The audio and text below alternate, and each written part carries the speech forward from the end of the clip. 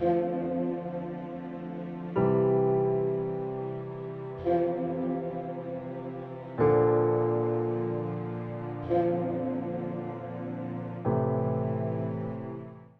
मुक़द्दस में से आज की हमारी तिलावत इशाया नबी का सहीफ़ा उसका 50वां बाब उसकी 4थी आयत से 7वीं आयत तक हम खुदावंद का जिंदा पाक कलाम सुनेंगे।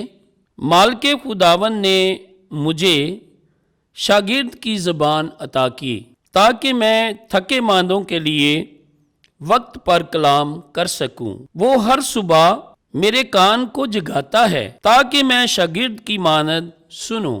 मालिक खुदावंद ही ने मेरा कान खोला है तो मैं सरकश ना हुआ और पीछे को ना लौटा। मैंने अपनी पीठ मारने वालों को और अपनी गालें नोचने वालों को दे दी। मैंने तौहीन और थूक से अपना मुंह नहीं छुपाया, लेकिन मालिक खुदावंद मेरा मददगार रहे, इसीलिए मैं शर्मिंदा ना हूँगा। इसीलिए मैंने अपना चेहरा चकमाक की तरह किया और ये जाना कि मैं रसवा ना हूँगा। पाक कलाम के पढ़े और सुने जाने पर खुदावंद की बरकत हो, खुदा का शुक्र हो।